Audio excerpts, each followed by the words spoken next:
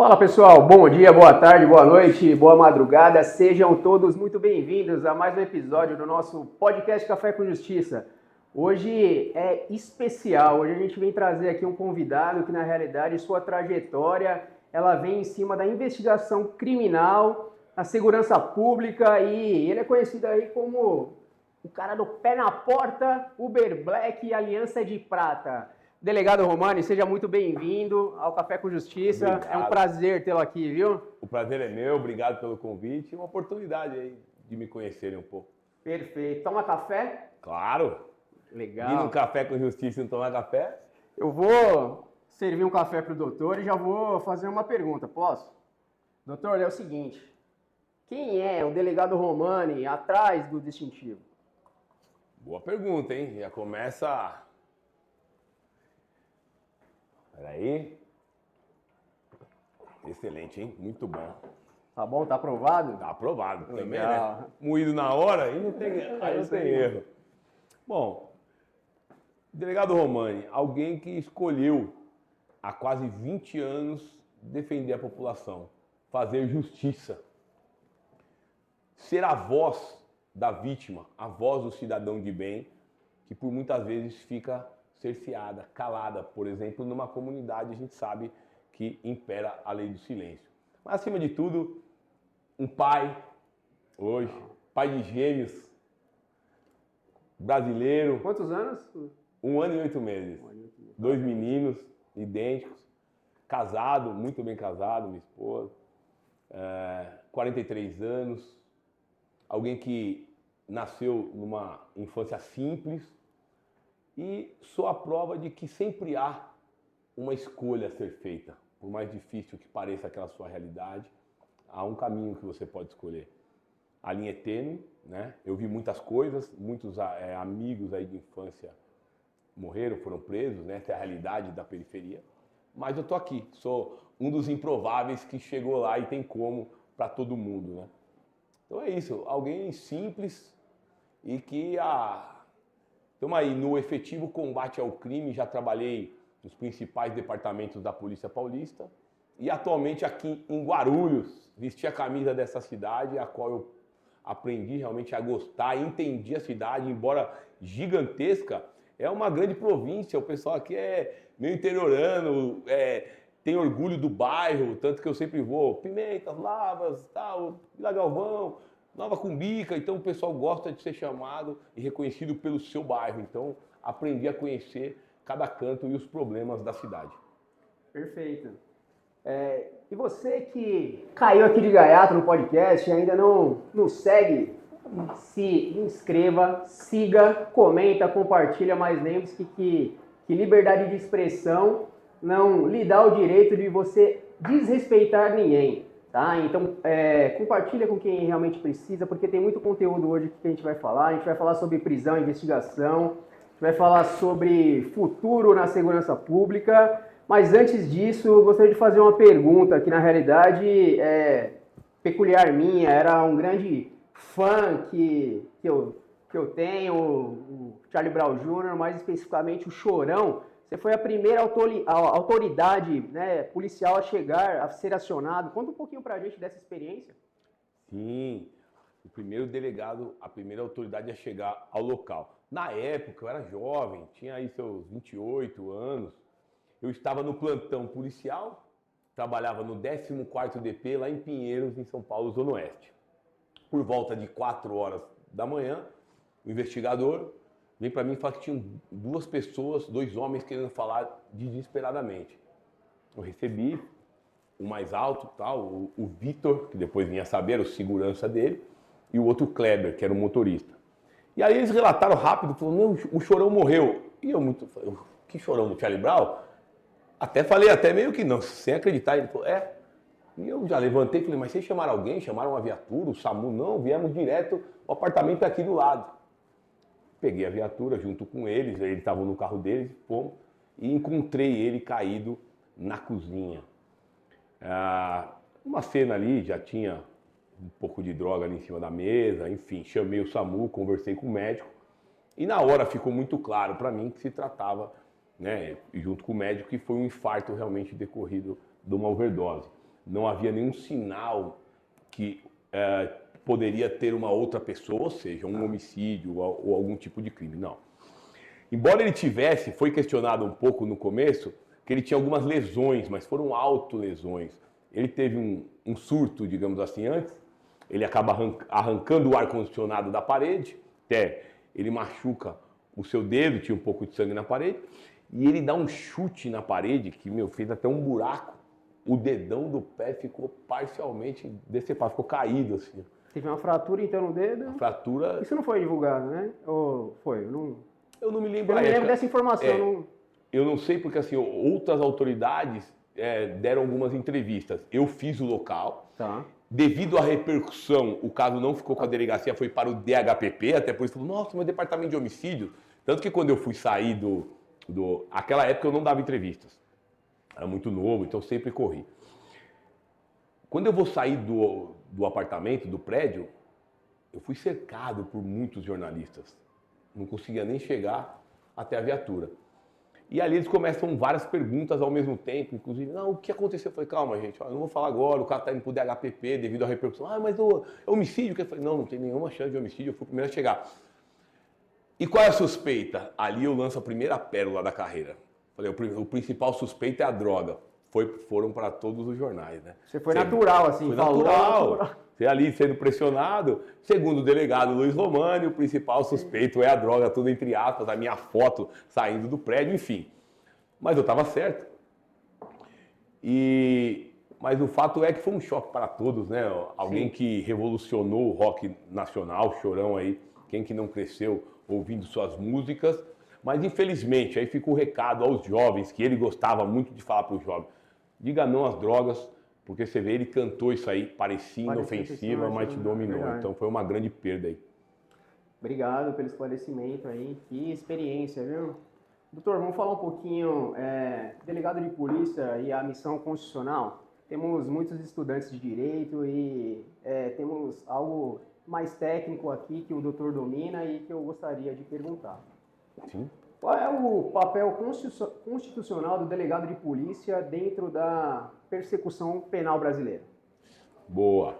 Eu gosto de dizer que o delegado de polícia ele é o primeiro garantidor ali dos direitos humanos, né? Ele é o juiz do fato, né, digamos assim. Quando a ocorrência está acontecendo ou acabou de acontecer, é levada à autoridade policial de plantão que já toma as primeiras providências e depois é instaurado um inquérito policial que o delegado é o presidente do inquérito, ele preside as investigações das infrações penais, buscando aí a verdade real, buscando autoria, materialidade e todas as circunstâncias ali da infração penal. E o delegado garantido aí, você vê no artigo 144, é essencial. Carreira jurídica, embora ainda não tenha sido reconhecida pela Suprema Corte, mas a lei mesmo, né, tem uma lei de 2013 que já reconhece, inclusive tem que ser dado o mesmo tratamento ao delegado que aos juízes, os promotores e também aos defensores públicos. Então, é a independência para investigar. Exatamente, tem que ter, né? Houve aí a inamovibilidade relativa que se tem hoje, não é uma inamovibilidade igual a do juiz, mas hoje você já não remove mais um delegado aqui em São Paulo sem ou a sua anuência ou ainda de forma justificada com 2/3 do Conselho da Polícia Civil, que é formada pelo delegado-geral mais os diretores. Perfeito. E qual a maior responsabilidade jurídica assumida por um delegado ao instaurar um inquérito? Na condução de um inquérito? Sim. Quando o delegado ele instaura um inquérito, ele passa a presidir as investigações, ele é o chefe da Polícia Civil, né? Ele vai comandar todas as investigações ali, ele vai requisitar diligências, ali ele vai inquirir as testemunhas, né? Vai interrogar os indivíduos quando no ato do indiciamento, né? O indiciamento que todo mundo aí também sempre pergunta, é um ato privativo do delegado de polícia. Então, o delegado ali naquela condição de realmente presidir as investigações, ele deve sempre se pautar aí eu não posso dizer que o delegado é imparcial, porque não é. O delegado ele trabalha para a sociedade, né? Mas ele busca, sobretudo, a verdade real. Perfeito. E quando que a polícia ela pode adentrar em uma residência sem mandado? Sem mandado. Ótima pergunta. Primeiro, com o consentimento do morador. E em outras 3 hipóteses, essa pode ser em qualquer horário sem o consentimento, para evitar uma catástrofe, para prestar socorro e também para efetuar uma prisão em flagrante. Nesses casos, pode, sem um consentimento e anuência. Em qualquer horário. Perfeito. E o que caracteriza uma prisão em flagrante? Prisão em flagrante, muito bom. O crime está acontecendo ou acabou de acontecer. Como a gente conhece aí, tem as 3 grandes modalidades. Se fala no próprio, no impróprio e também no presumido, né? Tem aquele crime que está acontecendo, já faz a prisão, ou acabou de ocorrer, o indivíduo logo após é preso pela polícia, ou ainda o logo depois, quando ele é surpreendido com instrumentos que façam ele presumir ele ser o autor do delito. A única diferença desses é que em um há diligências ininterruptas, isso também gera muita dúvida, né? E no outro não há, embora eles tenham os instrumentos. Quero deixar claro que a gente até fez um caso recente, porque a dúvida, acho que até dos estudantes é assim, quando que se pode, até quantas horas pode se efetuar a prisão em flagrante? Horário, né? Não é? Isso. E tem se convencionado 24 horas, que fala, não, deixa passar 24 horas, não saiu do flagrante. Diligências ininterruptas não tem prazo. Se a polícia ficar 2, 3 dias, vale o flagrante. Vou dizer um caso daqui de Guarulhos recente. No dia 2 de maio desse ano, salvo engano, houve um crime terrível, bárbaro aqui, que um canalha, criminoso, ele estuprou e matou uma senhora esquizofrênica, 65 anos, aqui na região central de Guarulhos. E quando tomei conhecimento desse caso, falei para a equipe, ninguém vai para casa até efetuarmos a prisão. Ficamos, doutor, 46 horas em diligências ininterruptas. Prendemos ele, eu autuei ele em flagrante delito, representei e foi convertida a sua prisão em prisão preventiva. Então você vê que não tem esse horário, nem esse prazo, digamos assim, né, de... Salvo engano, nesse caso foi vocês efetuaram a prisão no ambiente que ele estava trabalhando? Estava, muito bem. Foi na cozinha de um restaurante conhecido ali na Paulo Facchini. E você vê, trabalhando como se nada tivesse acontecido, mas ele está preso e vou a júri popular, inclusive a perícia muito bem realizada. O delegado de plantão ali requisitou todas as diligências necessárias, inclusive a colheita do DNA, porque você vê, a vítima tinha uma mordida em sua mão, porque ela tentou se defender, então ele morde a vítima também, então tinha sangue dele também, então ela arranhou ele, então tinha material genético, então esse daí a gente coloca ele de fato na cena do crime e com certeza seria intimado aí para ser testemunha de acusação. Não são alegações, são provas contundentes, né? Provas contundentes e irrefutáveis, né? Perfeito. Doutor, antes de eu fazer a próxima pergunta aqui, vou pedir só a licença um minutinho que eu vou soltar um vídeo aqui para mostrar para o nosso pessoal. Inclusive, quero também a opinião do doutor referente a isso. Bora. Tiagão, tá no jeito aí? Se tiver, pode soltar aí para o nosso público o videozinho da Hawks, por favor.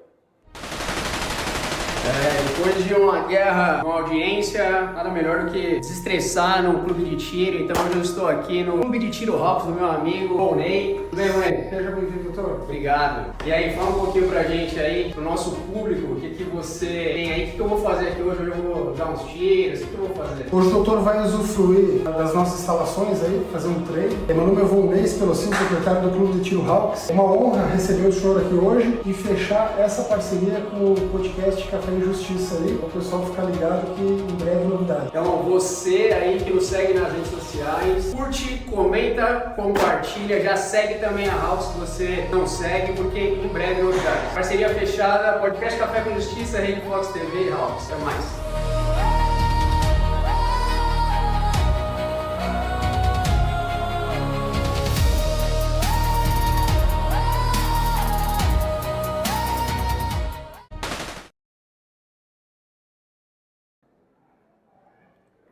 Fala pessoal, então aqui em primeira mão nós estamos lançando uma parceria com o Clube de Tiro Hawks. Então você advogado, você que pretende aí atuar nessa parte esportiva do tiro, ou até mesmo tem o projeto de lei tramitando, porque a gente fala da isonomia quando mencionamos a respeito dos direitos do juiz, do promotor e do advogado, é algo que a gente está brigando pela classe.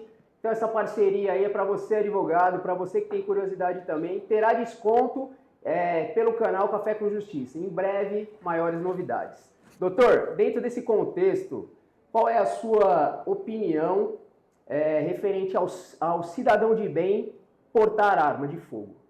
Excelente. Eu sou a favor do cidadão de bem portar arma de fogo. Isso é um direito à defesa que não pode ser negado pelo Estado. É claro, não é assim, vai lá e qualquer um. Existe toda uma regra, um procedimento que já existe hoje.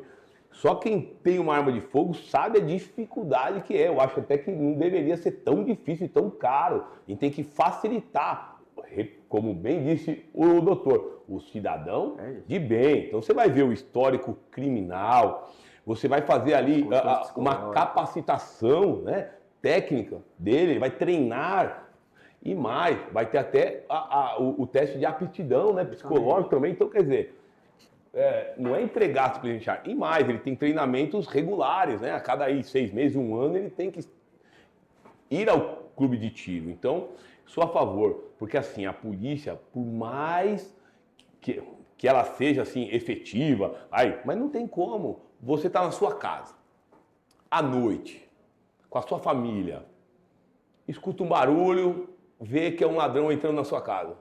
Até você ligar 190, a viatura for até lá, amigão. Realmente, então, não se pode negar. Tem que sim ter uma arma de fogo. Eu acho que, claro, quem não quer ter, tá tudo bem. Também é um direito. O que você não pode é negar aquele que, diante de todo o procedimento, queira ter. Então, sou a favor, com toda certeza. E o podcast Café com Justiça vem para poder trazer informação nesse contexto, porque hoje a legislação ela tá meio, existe um imbróglio, Posse, porte, o CAC, inclusive tem diversos projetos que tramitam que na realidade a gente sabe que não vai ser eficiente, Por exemplo, o CAC, a lei hoje fala que ele tem que deixar num cofre em casa a arma desmuniciada, não pode estar pronto emprego. Se alguém invadir sua residência, o que você faz? Até você municiar, Então, sabe, o cidadão ele precisa dessa informação, Precisa a gente trazer uma informação realmente fidedigna e para isso que a gente está aqui. Em breve também vai nos acompanhar aqui na Hawks, para conhecer o clube. Com certeza, faço questão. Não, e muito bem pontuado, até gostaria até de falar. Como é que pode o absurdo? O cara é um atirador, ele treina, ele tem várias armas de diversos calibres, ele vai até o stand e ele não pode andar com a arma na cintura municiada. Então aí vai chegar o cara para roubar? Não, aproveita e já leva tudo aqui que eu já tenho um monte de arma. Não tem sério, sentido nenhum. Enquanto isso, o vagabundo, o ladrão tá andando armado, Totalmente. Então a gente tem cada tipo de regra. Não, mas o cara vai ter uma briga de trânsito. Mas o cara que quer matar, ele vai matar com uma arma legalizada ali no nome dele. Então o cara que é cidadão de bem, que fez todo um procedimento para ter uma arma, de repente ele está atirando nas pessoas? Não, não é isso aí. Quem atira é o vagabundo. Esse sim, que não respeita nada. O cidadão de bem, ele cumpre a lei. É isso aí. Então, você que nos assiste, já escaneia aí o QR Code, se inscreva no canal, porque em breve novidades em relação a benefícios. Infelizmente, o esporte de atirador esportivo aqui no Brasil é um esporte caro, Para você hoje tirar um certificado de registro ali, você vai gastar em torno de R$2.000 e poucos, R$2.000. E alguns requisitos que nós colocamos ali, que em breve eu vou divulgar, tem desconto. Inclusive, eu vou dar um desconto aqui, já vou aproveitar 50% de desconto para quem for do canal, mas aí a gente coloca posteriormente. Doutor, o cidadão, ele pode filmar uma abordagem policial? Boa pergunta. Pode, em local público. Então, tem uma abordagem ali na rua, mas tem alguma regra, por exemplo, manter uma distância segura do policial. Às vezes o cara quer filmar e está atrapalhando, está entrando no meio. Além dele correr um risco, ele não pode também atrapalhar e muito menos querer impedir a ação policial, como a gente vê em alguns locais. Às vezes o cara está filmando, quer entrar até na frente, ou alguns até tentando tirar suspeitos ali da mão do policial. Isso é crime, tá? policial vai te dar uma ordem legal e você pode ser preso. Agora, filmar em local público sem problema nenhum. Aí vai falar, mas pode ser em qualquer lugar? Não. Por exemplo, você está dentro de uma residência, cumprindo um mandado de busca e o preso, o cara que está sendo preso muitas vezes, eu tenho busca e prisão e o cara quer filmar? Não, você não tem esse direito. Na verdade, preso tem um direito só, se render e ficar em silêncio. Perfeito. E qual a diferença entre suspeito, investigado, indiciado e réu? E réu, boa pergunta. O suspeito é qualquer pessoa que seja suspeita de ter cometido um crime. Por exemplo, acabou de ter um roubo, é jogado lá na rede as características da pessoa. Policial passou, viu, abordou. É um suspeito. Se as suspeitas ali realmente não forem esclarecidas ali, e o policial tiver dúvida e realmente falar, não, esse cara é suspeito, leva até conhecimento da autoridade policial para que seja deliberado, se é caso de flagrante, se não é caso de flagrante. Caso do indiciado, você falou? É suspeito, investigado, indiciado e réu. Investigado é aquele que já tem um procedimento investigativo. Um inquérito policial, por exemplo, eu passo a investigar uma pessoa, então aí ela entra nessa condição. O indiciado depois do inquérito policial, o delegado de polícia vai apontar para o indivíduo que os indícios de autoria recaem sobre ele. É um ato privativo do delegado e também tem que ser fundamentado. Eu sempre tive o cuidado de fazer um despacho de indiciamento, para depois marcar aí um interrogatório, onde de preferência ele vem com o advogado. E réu? E já o réu, depois de oferecida a denúncia pelo Ministério Público, o juiz, ao aceitar essa denúncia, o indivíduo passa a ser réu. Tá aí, uma aula de fundamentos do Código de Processo Penal, de quem realmente vive não só a teoria, mas a prática. Obrigado aí pelos esclarecimentos. E falando em investigação e provas, o que e por que a cadeia de custódia ela é tão importante? Importante. A cadeia de custódia, ela nada mais é do que o conjunto, de procedimentos que você vai adotar para se documentar o histórico, do vestígio ali recolhido ou do local ou da vítima de crime. Porque muitas vezes, como até eu falei aqui, muitas vezes o vestígio está na própria vítima, o DNA, por exemplo. A gente tem aí como as 3 principais, são 7 etapas, mas você tem ali o reconhecimento, o isolamento e também que vai até o descarte lá Mas tem que tomar muito cuidado no manuseio, porque o que pode acontecer? Uma contaminação daquele vestígio e aí os advogados vão fazer o quê? Pedir a nulidade daquela prova. Então é muito importante, já faz ali sempre que possível, porque também tem o seguinte, viu? Muitas regras são criadas, mas falta os meios para a polícia aplicar aquela lei. Então, às vezes, falta até, por exemplo, o próprio saco ali para se lacrar adequadamente, que é o ideal, né? Você já lacra ali na hora, você já pega um celular, já coloca ele no modo avião, põe ali, lacra, assina e coloca os dados de quem está fazendo aquela coleta. E depois, da mesma forma, vai até o descarte e aí evitar qualquer tipo de nulidade. Perfeito. E quando é possível, segundo a súmula vinculante do STF, súmula 11, quando é possível e é permitido a utilização de algemas perante a lei? Lá vem. A famosa Aliança de Prata. Aliança de Prata. Então, a súmula 11, ela fala o seguinte, fala que é quando tem risco de fuga, risco da integridade física, seja da vítima ou do próprio policial. Mas eu falo o seguinte, desde que fundamentado, é quase sempre possível. Por exemplo, essa súmula veio depois de algumas prisões aí de banqueiros, prisões aí de pessoas importantes, e que em tese, segundo o STF, não, vamos dizer, teria nenhum risco, seria desnecessário o uso de algema. Mas quem está na linha de frente, efetuando realmente uma prisão, sabe como é complicado você deixar alguém desalgemado. Por quê? Já tivemos casos que até o indivíduo que está sendo preso por uma pensão alimentícia, que não é crime, ele ali bate um desespero. Você não sabe o que passa na cabeça dele. Um surto. Um surto, ele pode tentar ali se matar, ele pode realmente ver a arma do policial e tentar... Então, quer dizer, pode acontecer algo muito pior. Então eu penso o seguinte, tem que ficar sempre a critério do policial que está efetuando a prisão e a gente sempre justifica. Mas bandido é aliança de prata. Perfeito. Doutor, vamos falar um pouquinho agora, eu tenho algumas dúvidas aqui também a respeito de candidatura, né, o delegado, falar um pouquinho de eleições, delegado pré-candidato a deputado estadual, certo? E o porquê, o que despertou isso em você, o porquê você optou. Fala pra gente um pouquinho aí dessa peculiaridade e depois eu quero saber um pouco da parte técnica sobre a lei que fala sobre descompatibilização. Perfeito. Bom, por que política? Eu estou há quase 20 anos no efetivo combate ao crime.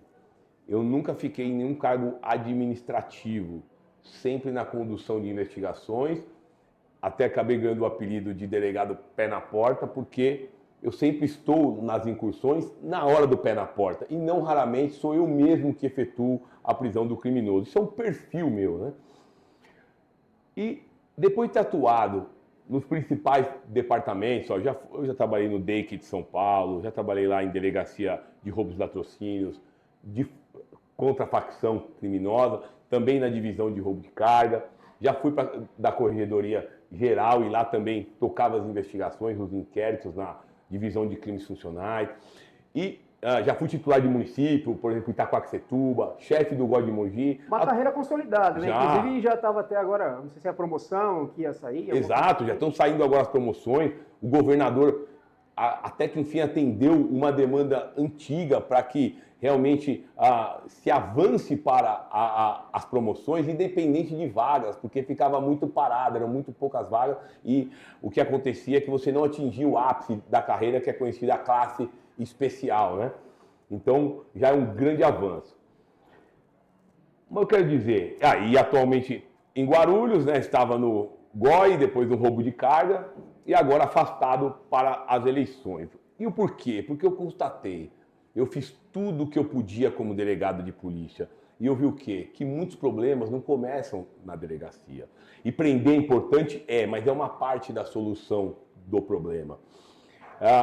É como se a gente tivesse realmente enxugar gelo. É necessário enxugar gelo? Sim, senão vai inundar a sua casa. Mas até quando a gente vai ficar só isso? A gente precisa mudar as leis, a gente precisa endurecer, a gente precisa dar respaldo para quem está na ponta da linha, assim como eu estou há tantos anos. E só tem uma maneira, pela política. O poder da caneta é necessário. É necessário. E doutor, eu vou te falar. Sabe quando vai dar certo a política?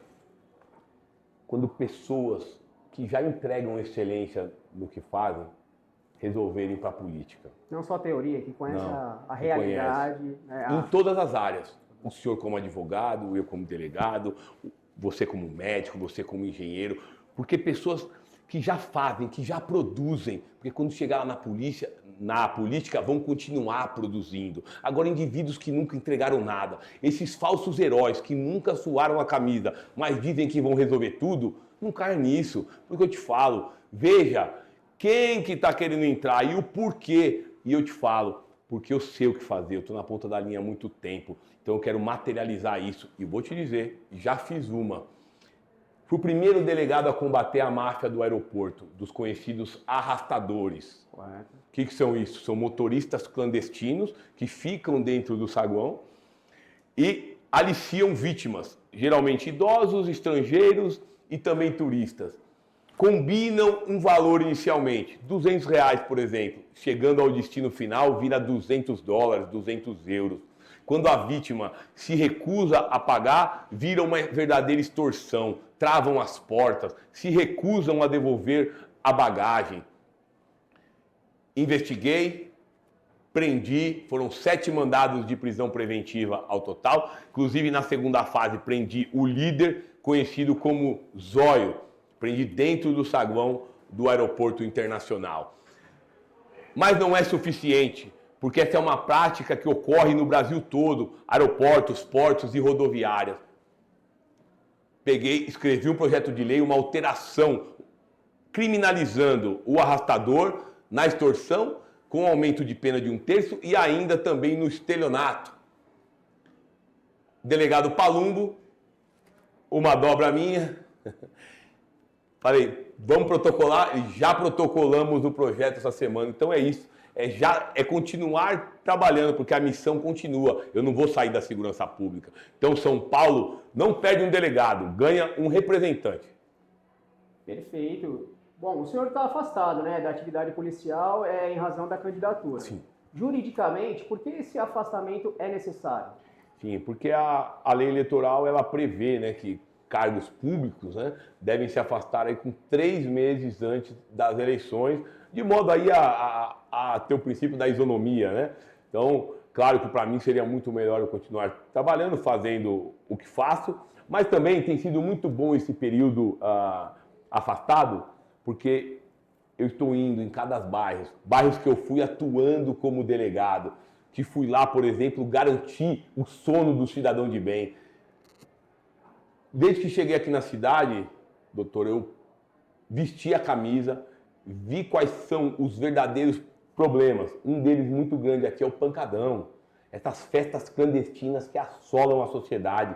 E vem com um pacote completo, não é só o som alto e perturbação, droga, que já seria muito. Drogas, veículos, produtos de crime, menores bebendo, além de vias interditadas.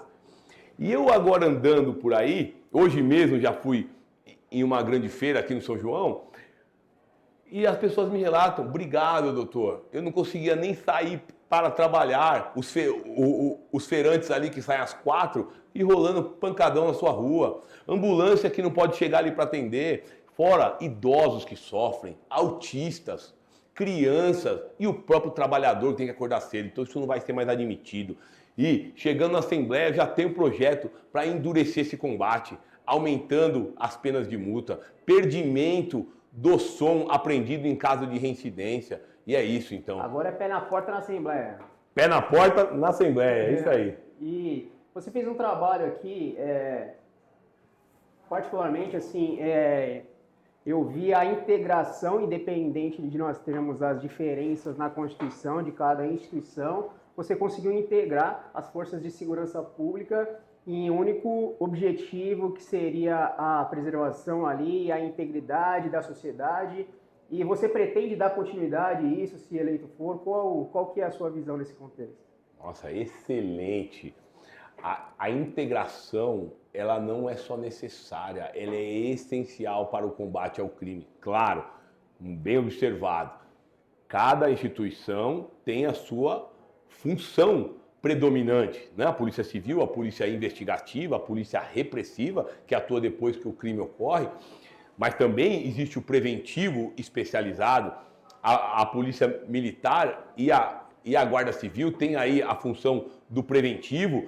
Agora, quando se fala em combate ao crime, a gente precisa se integrar. O que fiz desde que cheguei aqui, juntamente com o prefeito Lucas, quero agradecer, o coronel Hélio, da Secretaria de Segurança, como as outras pastas, do João, por exemplo, lá da mobilidade, a gente se integrou e criou uma operação chamada Ordem e Paz, que foi essas operações justamente para combater todo tipo de crime, inclusive os pancadões. Deu muito certo. GOI, Romu de Guarulhos, roubo de carga, todo mundo junto em um só objetivo, combater crime e garantir para o cidadão. O sono, mas não só isso, a gente pegou tudo. Tráfico de drogas, pegamos violência doméstica, pegamos furto à residência em andamento, tudo.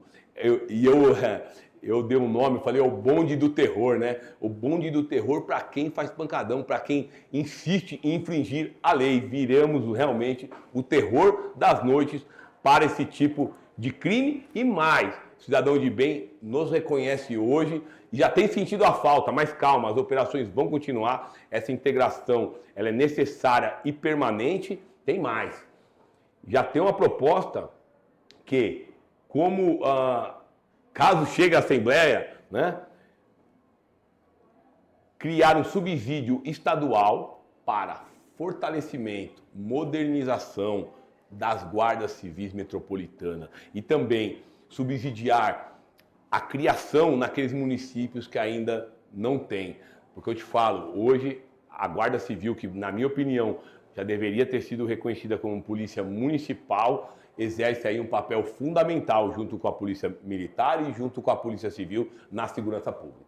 Eu acho que a sociedade é isso, ela precisa realmente dessa integração entre forças, né, para poder fazer valer o direito e, assim, vocês de frente, linha de frente, combater realmente o crime organizado, a corrupção, o que é realmente ilícito. A gente precisa disso. E o que significa na prática, doutor? Descompatibilização, que é essa nomenclatura, né, referente a você deixar de exercer as atribuições policiais neste período, como que funciona na prática isso? Bom, na prática, eu não posso eu não posso exercer nada que seja da carreira de delegado. Por exemplo, eu não posso presidir as investigações, né, os inquéritos policiais, não posso usar viaturas, distintivo, tanto você pode ver, embora esteja com o colete, estou apenas com o nome Delegado Romani, que é o nome... Só te interromper um minutinho, essa questão do delegado Romani, para quem nos assiste, a palavra delegado, pela essa própria legislação, ela é permitida, não é isso? Sim, ela é permitida e não só mais. Será o nome na urna, né? Como ocorre aí, delegado Palumbo, enfim, não, porque é um cargo que eu não deixei de ser delegado, né? Então, eu apenas me afastei para cumprir a legislação, mas mantenho, por exemplo, algumas prerrogativas, o uso da carteira funcional, o uso da arma de fogo, então, mas não posso exercer as funções de delegado. Não posso, por exemplo, estar lá e continuar comandando as operações junto a Polícia Civil e a Guarda, que, aliás, de maneira inédita, um delegado de polícia, por 5 meses, comandou a tropa de choque, juntamente com a Polícia Judiciária, em campo, e realmente aí a sociedade viu o resultado disso, deu muita legitimidade a todas as ações, porque a presença da autoridade policial em campo também. A gente sabe que tem profissionais e profissionais em todas as áreas, né? E aqui é sem milindre, a gente não rasga seda, mas a gente fala o que tem que ser falado. Você era de Itaquá, fez um excelente trabalho lá, na realidade, no combate ao crime, e está fazendo aqui, em tão pouco tempo, um excelente trabalho também. E está indo para a Assembleia, né, eu acredito que vai ser eleito. E como que fica para ter uma pessoa que realmente queira fazer acontecer igual você na linha de frente? Uma vez que você, né, vai estar do outro lado, eu sei que o poder da caneta é muito importante, mas precisa dessa continuidade. O que você entende, o que você imagina referente a isso? Muito boa pergunta. Tem alguns querendo vir, até porque devido aí também à notoriedade, né, que a gente deu aí as operações, né, divulgando nas redes sociais e também na imprensa. Então, tem grandes delegados, a gente tem ótimos delegados na Polícia Paulista e outro vai me substituir, as operações vão continuar. Porque não é um interesse do delegado Romani, é um interesse da população, e o prefeito Lucas também tem total aí força e vai manter a sua guarda atuante, assim como a Polícia Paulista, junto com a Polícia Militar, vamos garantir aí na cidade as operações e a defesa do cidadão. Eu acho importante falar, né, porque o cidadão ali, né, ele fica às vezes pensando, puxa, e agora, né? O delegado veio, fez um excelente trabalho e como que vai ficar, né? Assim também como talvez o crime organizado esteja esperando ali que vai voltar ao que era e pelo que o doutor está falando, realmente não vai. Como que surgiu esse convite para disputar uma vaga de deputado estadual? Foi uma decisão planejada? Foi uma estratégia profissional ou foi um convite? Como que foi, doutor? Na verdade, assim, eu há 18 anos nesse combate ao crime, até mais 2022, eu fiquei no completo anonimato. Até pelo histórico de combate a crime organizado, né, a gente fica muito exposto, a gente sabe o quanto já é perigoso, naturalmente é inerente à minha atuação. Então, eu sempre prezei mais pelo sigilo, pelo anonimato. Mas eu sempre fiz muitas operações. Por exemplo, se pegar na época da pandemia, de 2020 a 2023, eu fui um dos delegados que mais efetuou prisões de sequestradores das famosas quadrilhas do Pix. O senhor vai lembrar que o Pix foi uma coisa muito boa, né? O dinheiro que cai na hora. Mas com a facilidade, os criminosos passaram enxergaram a oportunidade a sequestrar vítimas, levar para o cativeiro e lá elas ficavam até 24 horas, às vezes um pouco mais, fazendo as transferências bancárias via Pix. Então eu parei tudo e a gente dedicou a realmente prender esses criminosos. E foi um alto número de prisões e buscas, porque além dos sequestradores, eu também pedia a prisão e buscas naqueles que emprestavam as contas. Porque inicialmente falava, não, é uma mera receptação. Eu falei, não, é um partícipe essencial, sem o qual o crime não se consuma. Se eu levo uma vítima para o cativeiro e eu não tenho a conta para mandar o Pix, não vai ter o sequestro. Então, tem que bater muito forte aqui. E foi o que eu fiz. Já comecei a colocar todo mundo na extorsão mediante sequestro, porque qual a diferença daquela modalidade antiga que você levava a vítima ao cativeiro e ficava 30 dias? Que um terceiro pagava o resgate. Nessa modalidade nova, fica menos tempo, mas a condição da liberdade é a mesma. É o pagamento, só que dessa vez feita pela própria vítima com o Pix. Então, eu vi que eu sempre fiz muitas operações, mas era muito pouco divulgado. E vi que alguns não faziam quase nada, mas levavam uma fama. E aí eu falei, não, fiz um acordo com a minha equipe quando assumi em Itaquaquecetuba. Falei, bora começar a mostrar as nossas operações? Mostrar para a população como funciona, um pouquinho até dos bastidores, né? Como é a atuação, acho que vai ser importante. legal. E realmente foi um sucesso, começou a repercutir, tanto que se entrarem lá na minha rede social, entra lá, @delegado Romani, você vai ver que a minha rede social não tem vídeo de ninguém, de outras pessoas, de terceiros, não tem piadinha, é o nosso trabalho, o meu trabalho e da minha equipe. E aí a gente até, lá pro final do ano, começou a explodir, eu criei uma operação chamada Piratas do Asfalto. Essa operação nós prendemos 17 ladrões de moto, que atuavam tanto no Alto Tietê quanto aqui em Guarulhos. Tem imagens eles dando tiro pro alto, tiro nas costas de vítima, enfim. E aí quando eu vim para cá, começou a crescer demais a rede, que já vinha crescendo. Só que assim, vamos falar, em 6 meses passou de 1 milhão de seguidores. Quer dizer, aí já, hoje se somar as outras redes, já está aí em 2 milhões. Quer dizer, muita gente.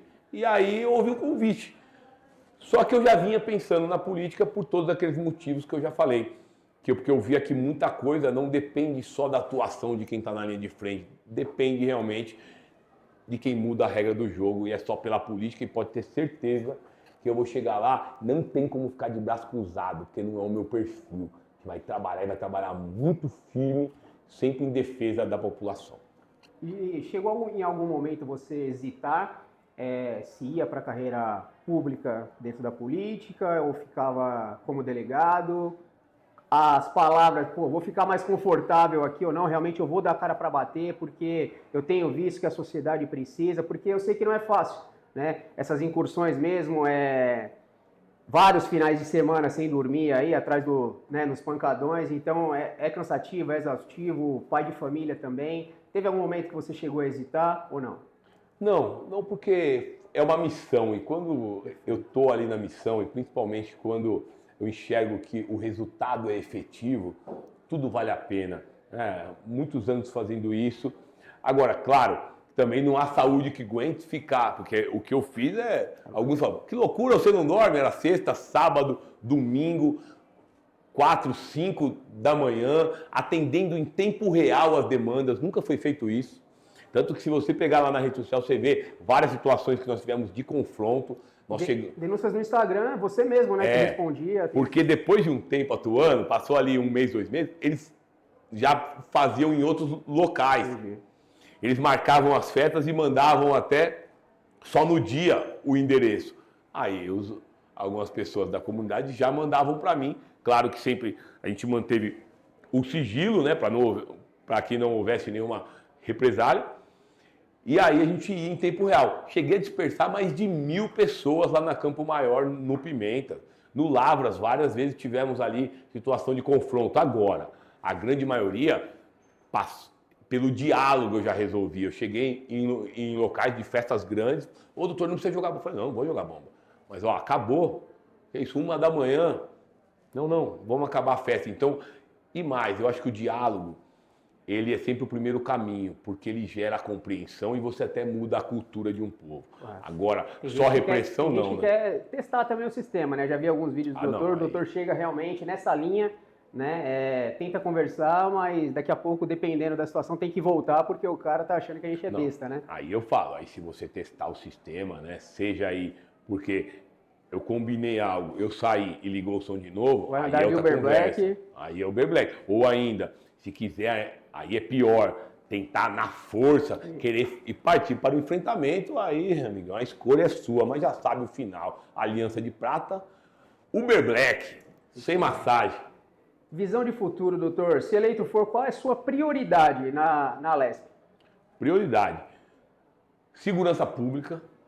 Claro que as outras áreas também, o deputado ele é estadual, é pelo estado inteiro, mas a gente tem que ter pontos de partida. Guarulhos, sem dúvida nenhuma, eu tenho um projeto para a cidade, um projeto de segurança pública. Como falei, por exemplo, a proposta do subsídio estadual para fortalecimento, modernização, compra de armamento e tecnologia da Guarda Civil. Uma outra proposta, um dispositivo eletrônico para que seja colocado nas escolas para os professores, coordenadores e diretores, é o botão do pânico. Qualquer situação que ele veja ali de emergência, a gente sabe, teve ataques em escolas, o professor aciona o dispositivo, isso já cai diretamente na rede da Polícia Militar, um alerta, e claro, com a integração depois colocar ele na guarda também, diretamente para que a viatura já seja deslocada para a escola. Então esse projeto de escola segura. E também medidas efetivas para o endurecimento para quem faz pancadão. Hoje a multa é muito pequena. Uma proposta para que a multa não seja inferior a 15% ou do valor do veículo ou do som apreendido. E ainda, em caso de reincidência, que ocorra o perdimento do bem em favor do Estado, porque é inadmissível que a gente veja isso se repetir. E claro, não adianta, por mais forte que seja uma atuação de uma autoridade policial e dos seus agentes, se não houver a lei, a mudança ela é provisória. E o que eu quero com a política é trazer a mudança permanente. Perfeito. Doutor, um bate-pronto, um bate-bola rápido, breve, nós já estamos encaminhando para o final, é muita coisa, tem bastante conteúdo aqui, eu acho que, excelente, passaremos muito mais tempo aqui conversando, mas temos outras oportunidades aqui, inclusive vamos atirar juntos aí. Bora. Doutor, prisão é regra ou exceção? Exceção. O silêncio, ele pode ser usado contra o investigado? Não. A polícia pode entrar em qualquer residência? Sim, dependendo do caso. O delegado pode negar o registro de um boletim de ocorrência? Não. Toda denúncia anônima gera uma investigação? Não. Aliás, aqui eu quero fazer um adendo. Uma investigação por meio do inquérito. Gera uma investigação preliminar, né? Para ver se confirma ou não, mas a instauração do inquérito, não, né? Qual é o maior mito sobre a Polícia Civil? Que só pode se lavrar um boletim de ocorrência de pessoa desaparecida depois de 24 horas. Não existe prazo. Se depois de 1 hora o seu filho sumiu, você vai esperar 24 horas para lavrar um boletim de ocorrência? É um absurdo. Não existe. Informação. Qual conselho jurídico o senhor deixaria para quem nunca precisou ir a uma delegacia, mas pode um dia precisar? Vá à delegacia com a certeza que lá você vai encontrar um delegado de polícia que é o primeiro garantidor dos direitos humanos. Direitos humanos que tem que ser garantido a todos, mas principalmente para a vítima, que é com vocês que eu me preocupo. Perfeito. Muito obrigado pelo bate-papo. Estamos já caminhando para o final. Gostaria de deixar aqui, entregar um certificado, uma lembrança. Opa! Legal. Sim, então fica à vontade, a gente vai acabar ainda. Bora. E essa caneca, cadê a caneca do doutor? É sua. Opa, aí sim. No Café com Justiça. E obrigado. Obrigado por comparecer aí, Obrigado, falar um doutor. pouquinho da sua trajetória. A gente te acompanha e a gente acredita realmente em pessoas que possam fazer acontecer atrás dos bastidores e a gente está aí para poder apoiar, tá? Podcast Café com Justiça e Rede Fox TV. Essa aqui é a câmera 2, fica à vontade para que você possa deixar uma mensagem para a população paulista, se eleito deputado estadual ou não, independente, e deixar suas redes sociais. Obrigado pelo convite, foi realmente um grande prazer aí. Sempre que chamar, a gente está à disposição. E para você que não me conhece, há quase 20 anos eu escolhi um caminho certo, o caminho da justiça. E honrei o meu distintivo. Por onde eu passei, eu deixei uma marca de luta. Entreguei o meu melhor com os recursos que eu tinha disponível. E foi assim até o dia que eu me afastei. E me afastei por uma missão ainda maior. A missão de ir para a política, que não é fácil não. Ao contrário, minha família não quer, grande parte dos meus amigos não querem. Mas chegou a hora de parar de reclamar. Chegou a hora de ir para essa luta e realmente mudar a regra do jogo, mudar as nossas leis, dar condições para quem está na linha de frente, assim como eu, correndo risco real de morte. E não se enganem, na política não vai ser diferente, porque eu vou enfrentar o que tiver que vir. É o pé na porta da Alesp. Vocês podem contar comigo, esteja eu aonde eu estiver. Eu sou o delegado Romani, um cidadão pronto para a luta. É isso aí, doutor. Obrigado. Que Deus abençoe você, tá? Nos seus desafios aí que você pretende enfrentar na Assembleia Legislativa em prol da sociedade. As portas do podcast Café com Justiça e Rede Fox TV sempre estarão abertas para você, tá bom? E você que ficou até agora, não esqueça, comenta, compartilha e se inscreva. Fica conosco porque temos mais informações, mais autoridades. Até o próximo episódio. Tchau, tchau.